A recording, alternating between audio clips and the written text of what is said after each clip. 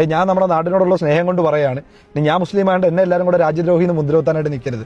കാര്യം ഇപ്പം നടക്കുന്ന സംഭവം എന്ന് പറഞ്ഞാൽ നമ്മുടെ നാട്ടിലെ ലക്ഷക്കണക്കിന് യുവാക്കളുടെ ജോലിയാണ് ഇപ്പോൾ പോകാനായിട്ട് പോകുന്നത്. അത് വളരെ ബുദ്ധിപരമായിട്ട് നോക്കിയും കണ്ടും ഹാൻഡിൽ ചെയ്തില്ലെങ്കിൽ അതിൻ്റെതായുള്ള ഇഷ്യൂസ് നമ്മൾ ഫേസ് ചെയ്യേണ്ടതായിട്ട് വരും. ഞാൻ എന്താ പറയാൻ കാര്യം എന്ന് പറഞ്ഞാൽ, നിങ്ങൾ എല്ലാവരും ഇപ്പോൾ കേൾക്കുന്നുണ്ടായിരിക്കും H1B വിസ എന്ന്. നിങ്ങൾ വിചാരിക്കുന്നത് ഇതുകൊണ്ട് നമുക്ക് വേറെ വലിയ വിഷയങ്ങളൊന്നും ഉണ്ടാവത്തില്ല എന്ന്. ഞാൻ പറയുന്നു, ഒരു റോഡിന്റെ സൈഡിൽ പെട്ടിക്കട ഇട്ടുകൊണ്ടിരിക്കുന്ന ആളിനെ വരെ അത് ബാധിക്കും. എങ്ങനെയാണെന്നുള്ള ഞാൻ നിങ്ങൾക്ക് ക്ലിയർ ആയിട്ട് പറഞ്ഞുതരാം. നിങ്ങൾ ജസ്റ്റ് ഒന്ന് ആലോചിച്ച് നോക്കുക.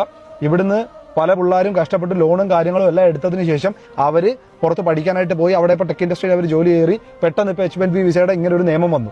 ഇത് വന്നു കഴിയുമ്പോൾ സ്വാഭാവികമായിട്ട് നടക്കാമെന്ന് എന്തുവാ, 3,20,000 ആൾക്കാരെ ജോലി എന്തായാലും പോകും യുവാക്കളുടെ. ഇത് പോകുമ്പോഴത്തേക്ക് സ്വാഭാവികമായിട്ട് ഇവർ തിരിച്ചു വരുമ്പോൾ എന്താണ് സംഭവിക്കാൻ പോകുന്നത്? ഇവർക്ക് ഈ ലോൺ അടയ്ക്കാനായിട്ട് പറ്റത്തില്ല. ഇവർ ഇത്രയും നാൾ ഇവരെ നാട്ടിലോട്ടും വീട്ടിലോട്ടും അയച്ചുകൊണ്ടിരുന്ന പൈസയുടെ ആ ഒരു വരുമാനം നിൽക്കും.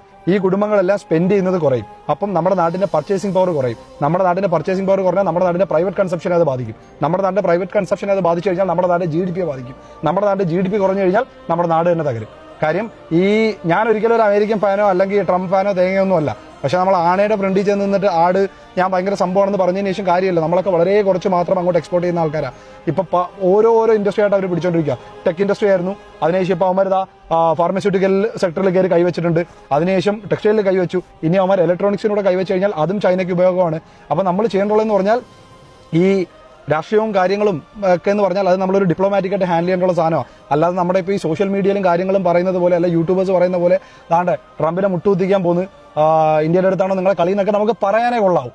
ഇത് പ്രോപ്പറായിട്ട് ഹാൻഡിൽ ചെയ്ത് അവർ പറയുന്ന എന്താണോ സംഭവം അതിനനുസരിച്ച് നമ്മൾ പോയേ പറ്റൂ. ഇന്ന് രാജ്യം അവരുടെ കൺട്രോളിലാണ്. അപ്പോൾ അങ്ങനെ നമ്മൾ കൃത്യമായിട്ട് അത് ചെയ്തില്ലെങ്കിൽ നമ്മുടെ നാട്ടിലെ ഒരുപാട് യുവാക്കളുടെ കാര്യങ്ങൾ നഷ്ടപ്പെടും. ഒരുപാട് യുവാക്കളുടെ ജോലിയും കാര്യങ്ങളും നഷ്ടപ്പെടും.